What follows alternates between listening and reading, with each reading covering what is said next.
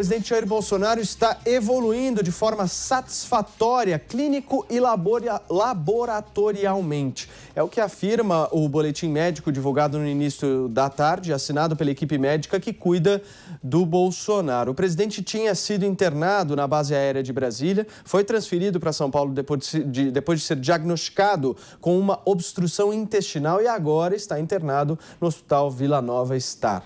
Aqui em São Paulo, os médicos chegaram à conclusão de que não era necessária uma cirurgia de emergência, mas a interferência para o tratamento não está descartada. O presidente já publicou uma foto ao lado de uma paciente no hospital. Agora há pouco, para quem nos acompanha por imagem, está vendo esse momento do presidente da República junto de uma outra paciente. Vamos nessa então comentar sobre o hospital, o tratamento? Podemos? Por favor. Muito bem, a produção me avisa aqui no meu ponto eletrônico de que nós temos uma fala do filho do presidente da República, Eduardo Bolsonaro, então vamos acompanhar. Por enquanto, a gente não tem essa fala, agora sim. Fala pessoal, tô gravando esse vídeo aqui porque de fato tô vendo muitas informações desencontradas. Vocês podem perceber pelo fundo aqui que eu tô realmente no quartinho da Geórgia, minha cara mais ou menos assim é porque acordei agora há pouco, são 7h30, e fazendo esse vídeo aqui para vocês no Telegram. Ontem eu tive a oportunidade de estar com o presidente e o que eu entendi, pelo menos pela minha visão de leigo, é que existe uma dobra ou aderência no intestino que faz com que os alimentos não consigam mais passar por ali. Então isso acabou entupindo e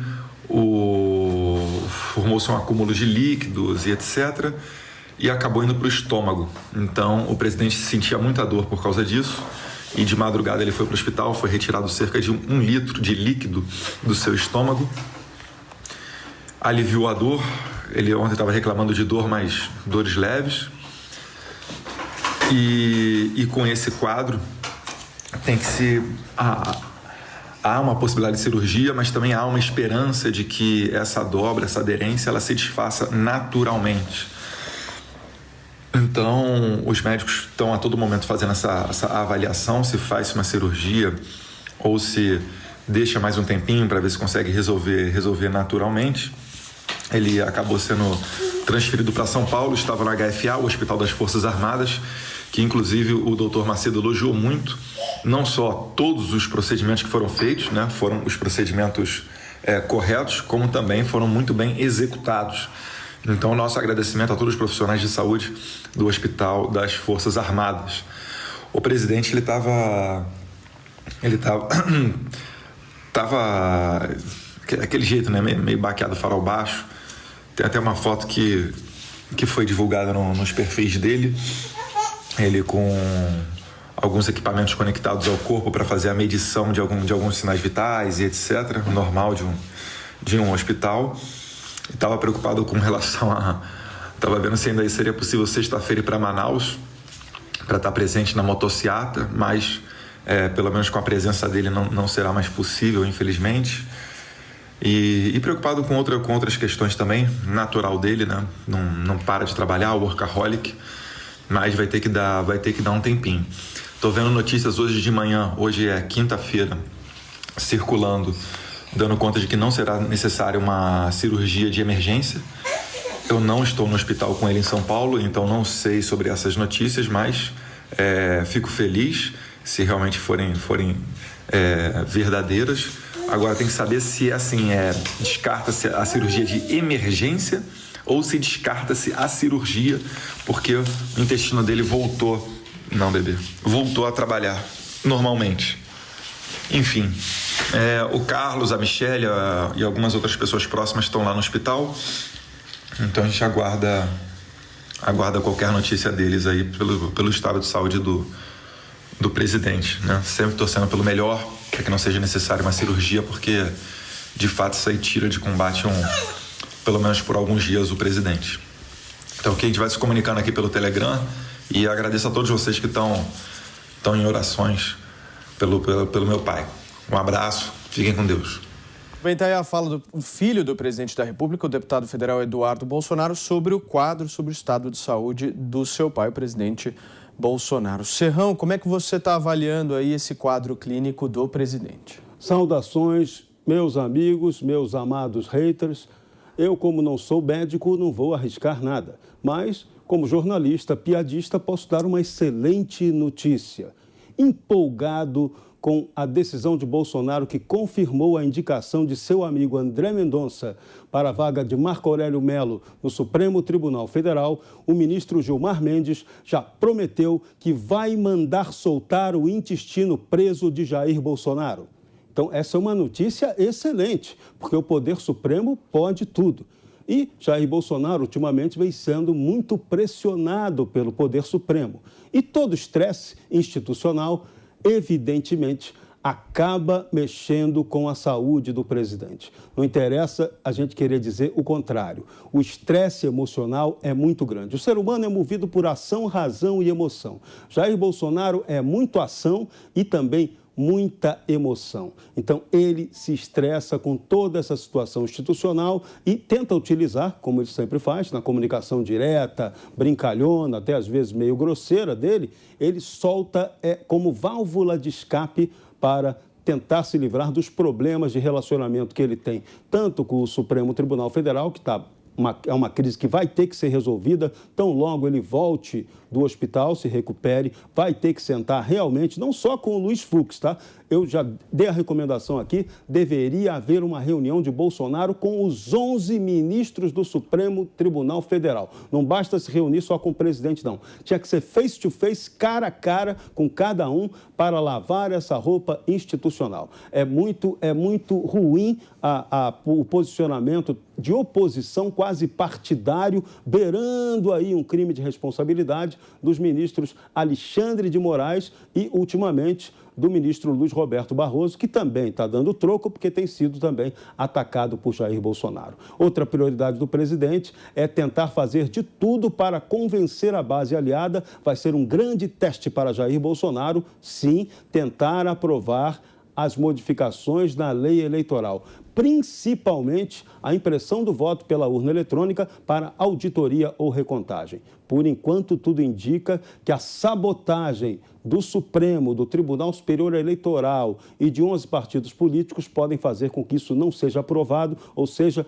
corremos o risco de não ter o aprimoramento institucional eleitoral necessário. Precisamos de transparência e segurança eleitoral, e não o trâmite sigiloso eleitoral que temos até hoje. Então, são brigas que Bolsonaro vai ter que encarar tão logo esteja recuperado. Mas, pelo andar da carruagem médica, parece que o presidente vai bem, hoje já andou pelo hospital, visitou outros pacientes, ou seja, fez a política dele, a atividade dele, está ativo, está bem e melhorando, e é isso que tem que ser. Ele tem que melhorar de saúde, que ele tem um mandato a terminar e a cumprir. Agora, Constantino, como é que você avalia aqueles que torcem publicamente pela piora do presidente da República? Lamento, porque devem ter vidas muito medíocres, né? São almas ocas, normalmente pessoas medíocres e odientas. Então, é muito lamentável isso, né? Confundir, extrapolar divergências políticas para, de repente, desejar o pior para os outros, né? E veja, tem algumas pessoas que falam assim, né? Ah, mas e se fosse o Hitler, né? O Stalin? Então, é óbvio que no limite, se nós estamos falando de alguém que está, de fato, representando ali um Estado totalitário, perseguindo minorias, um genocida, né? De verdade, aí já é um pouco mais justificável, né? Você adotar uma postura filosófica pragmática, consequencialista, e achar que esse é um caminho menos pior. Mas, mesmo assim, desejar, né, o mal do próximo é algo que faz mal à própria pessoa, via de regra. Muitos sabiam disso, né? Jesus, Buda e tantos outros. Mas essas pessoas são exatamente isso, né? É o ódio do bem. Eles falam tanto em gabinete do ódio e tudo. E de novo, o governo Bolsonaro merece críticas e dependendo do perfil ideológico de alguns, né? Ou em relação à pandemia, por exemplo, pessoas vão criticar muito, falando, eu abomino a postura que ele teve. Tudo bem, isso aí é do jogo democrático, isso aí não tem nenhum problema, não. Agora, daí a você realmente ficar desejando, falando que está comprando fogos, esperando a morte, fazendo mandinga, sei lá, é um negócio realmente que revela muito mais sobre essas pessoas ocas do que sobre qualquer outro. Eu não sou médico também, não vou dar pitaco aqui sobre isso, vou esperar o melhor para o presidente. Parece que são notícias alvissareiras, não precisou entrar na faca uma vez mais, né? E temos sempre que lembrar disso, né? Por que ele está nessas circunstâncias? É porque ele levou uma facada de um simpatizante ex-filiado do PSOL e que ainda tem perguntas sem respostas, né? Quem financiou a banca advocatícia dele, protegeram os acessos aos telefones, ele parece que teve registro na Câmara, tem que explicar muitas coisas. Mas aqueles que perguntam tanto quem matou Marielle Franco não demonstram nenhum interesse nesse assunto, nenhum, zero, o que causa algum espanto também. E aí a gente ainda vê um grau de inversão, Paulo, muito abjeto, né? O Estadão, por exemplo, falando que o presidente está politizando a sua facada. Meu Deus, alguém acha que o Adélio Bispo estava tentando pedir a carteira do presidente ali naquela multidão? Né? Então, assim, é óbvio que a facada dele foi um crime político, né? Isso é meio evidente, mas o nível que chegou o nosso jornalismo militante hoje é tão absurdo que faz esse tipo de inversão, né? Então, de novo, o ódio do bem está permitido, próprios jornalistas têm feito isso, né? Desejar o pior em nome do país. E isso é uma estratégia, eu já mencionei isso aqui ontem, é uma estratégia muito perigosa, porque é uma estratégia de desumanização do adversário político, né? Muita gente está no afã de derrubar o Bolsonaro e aí está olhando para ele e enxergando o próprio vírus chinês, né? E isso aí não é uma coisa, enfim, justa, né? Não é um debate sério sobre eventuais equívocos do governo nessa pandemia, né? Não dá para ignorar o que aconteceu com a Argentina ao lado, com o Uruguai, com o Chile, com o resto do mundo, né? Não dá para fingir que o Bolsonaro é o responsável pelos óbitos no Brasil. Isso é narrativa de picareta, né? Infelizmente, a predominante na comissão picareta de inquérito que temos. É um fardo muito grande governar um país como o Brasil. O presidente fica estressado, é difícil ele acalmar e desanuviar um pouquinho a mente, né? Mas ele deveria fazer isso nos próximos dias. Ele não confia tanto, pelo visto, no vice, né? No Mourão, com algumas razões. O vice está em Angola, não poderia assumir nesse momento, se ele tiver que sair de campo por um tempo, né? Mas fica sempre esse impasse. Agora, governar o Brasil é muito estressante, né? Ele tem que avaliar a saúde acima de tudo, porque ele precisa estar bem para fazer um bom governo. Agora, minha querida Bruna Torlai, eu queria aproveitar o seu conhecimento em ética e filosofia para saber de você o seguinte: o que faz uma pessoa colocar acima de tudo, inclusive da vida, a sua preferência ideológica? Nossa, que ótima pergunta, Paulo. Na verdade, como eu indiquei, né, outro dia que a gente estava ali no Morning Show, um livro recentemente traduzido no Brasil chamado Fanatismo Ideológico: As Origens dos Cultos Revolucionários, né? É um livro clássico, é um estudo clássico, né, de um estudioso francês chamado Albert Mathiez, e nessa obra a gente percebe que o esvaziamento da religião, o esvaziamento da vida espiritual tradicionalmente associada ao conhecimento e à religião na vida do Ocidente, a partir ali do século XVIII, você tem esse esvaziamento e a transferência para outras coisas, entre elas a política. E aí a gente começa a ter uma série de religiões do Estado, né, que são todos os tipos de fanatismos ideológicos. E na tradição igualitarista, que é aquela que desemboca nos comunismos e totalitarismos do século XX, ela é, assim, muito variada. A gente tem vários tipos de religiões, né? Inclusive com entidades escolhidas. Essa vai ter como Deus entidades todas imaginárias. Então, a partir do momento que a imaginação humana está completamente livre para escolher quais são os seus deuses, as noções de Deus e de bem e de mal, que elas emanam justamente dessa autoridade máxima do seu objeto de fanatismo, elas vão estar completamente desassociadas às noções universais de bem e de mal, aquelas pelas quais nós nos conduzimos, né? A gente sabe o que é o bem, a gente sabe o que é o mal.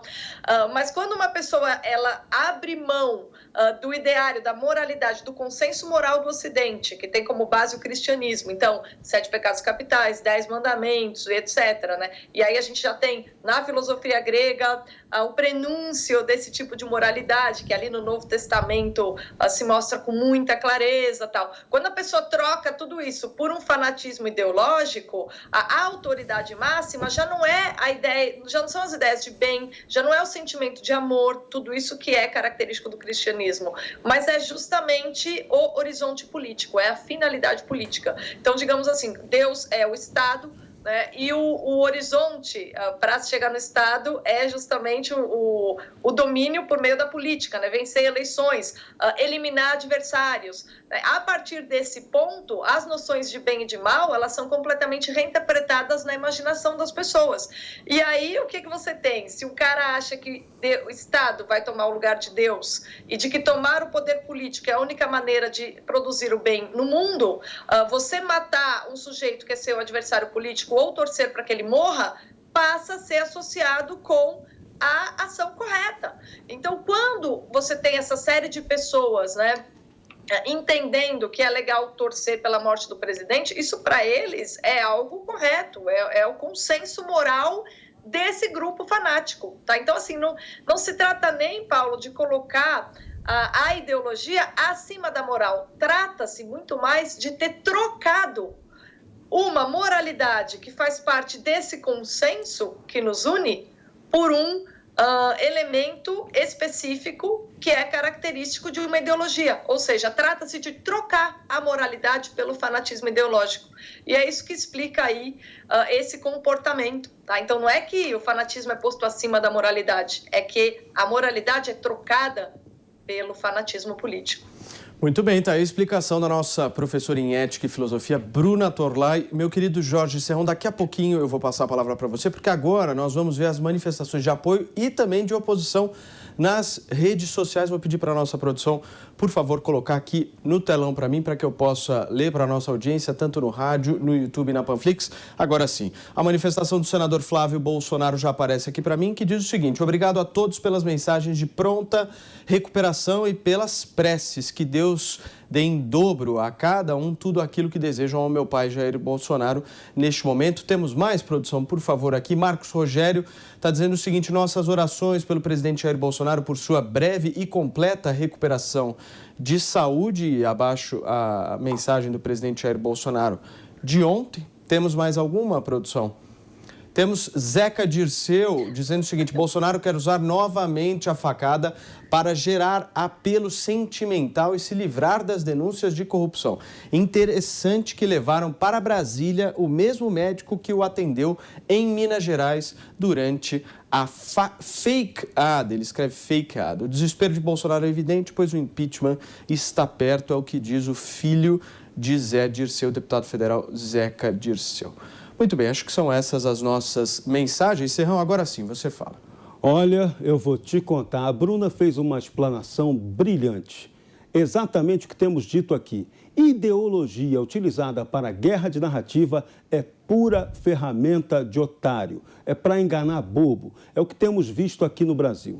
A esquerda brasileira, ela perdeu demais até o seu aspecto ideológico. Ela se tornou pragmática no pior sentido. O projeto canhoto aqui no Brasil é ter o poder para ter dinheiro. Não tem mais aquela do cara que cantava: bem unidos façamos desta luta final uma terra 100 anos, a internacional. Não. Hoje a esquerda, na verdade, está cantando uma outra musiquinha que é o hino dela. Se gritar, pega ladrão, não fica um, meu irmão. Se gritar, pega ladrão, não fica um. Não fica. A nossa ideologia está morta aqui no Brasil do ponto de vista de esquerda. Ela se tornou um instrumento, uma associação com o crime institucionalizado. Essa foi a lamentável descoberta que o PT nos legou em seu tempo de poder. Se aproveitaram, tomaram conta da estatal. Primeiro ato do governo Lula em 2003 foi nomear os conselheiros de administração da Petrobras. Quem foram? José Dirceu, Antônio Palocci. Já foi para começar a ocupação. Primeira decisão da grande Dilma, da gerentona Dilma, e também em relação à Petrobras, foi fechar o capital da BR Distribuidora, onde trabalhava aquele rapaz muito bacana que o Petrolão condenou, chamado Paulo Roberto Costa. E aí, a história da roubalheira toda, vocês sabem, conhecem muito bem. O que vocês talvez não saibam é que aquele dinheirão, aquele dinheiro todo roubado desses esquemas está voltando ao Brasil, já voltou na forma de grandes investimentos de incorporação imobiliária, isso é bom acompanhar, e também essa grana está aplicada em negócios legais, inclusive Bolsa de Valores. Então, esse crime se sofisticou. A punição a esses bandidos, tanto no Mensalão quanto no Petrolão, não aconteceu. Eles fizeram o trabalho certo, contrataram as melhores bancas de advocacia com a estratégia maravilhosa, suprema, de um advogado do falecido Márcio Tomás Bastos, e tudo deu certo. A previsão era de que tudo quanto chegasse à escala superior, tudo voltaria ao normal, ou seja, a impunidade no Brasil. Então, essa esquerda não merece crédito. Então, um depoimento daquele como o do Zeca Dirceu, filho do Pedro Caroço, não merece destaque, não merece nem ser levado em conta. Muito bem, Bruna, Constantino, podemos finalizar essa pauta ou vocês querem comentar mais alguma coisa? Constantino pedindo a palavra, vai lá. Na verdade, só pegar um gancho disso, né? Esse comentário do Zeca, que ainda insiste na questão do fake, né?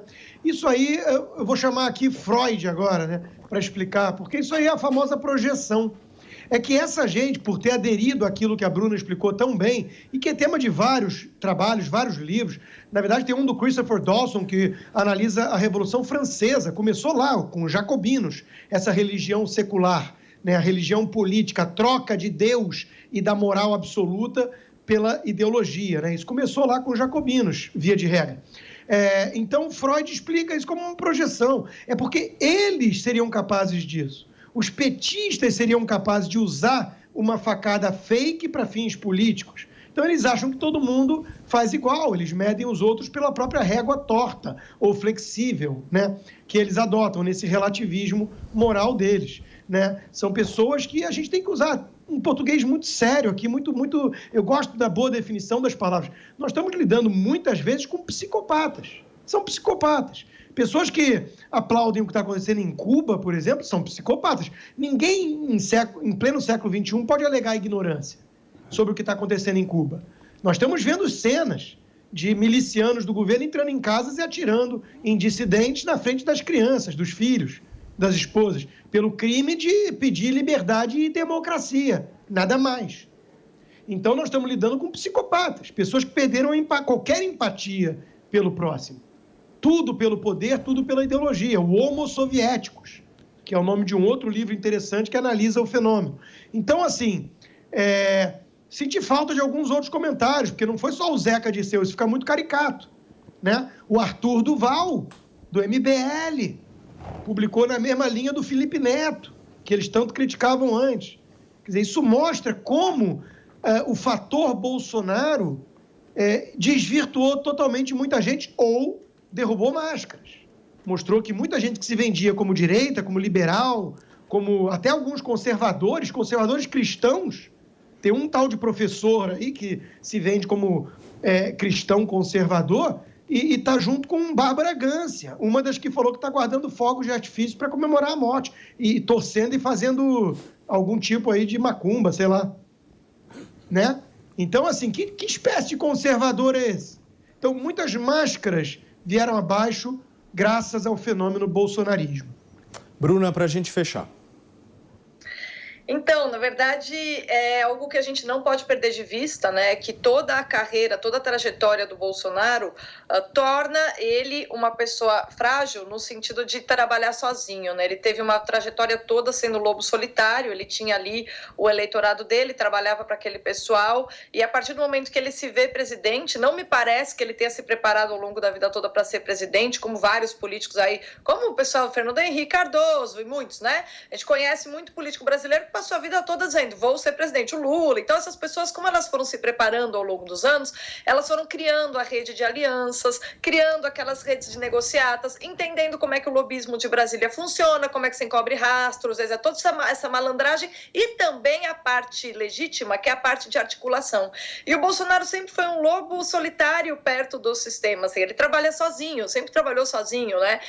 E então, nesse momento que ele está na presidência, o fato de ele estar tão fragilizado a ponto disso interferir, inclusive na saúde, né? Por causa da facada, em primeiro lugar, a facada já mostra o que é um cara ser um líder sozinho. A gente tem uma direita incipiente no Brasil, não está nos cargos públicos, não fez concurso suficiente, não está na máquina do Estado, a militância ainda é fraca.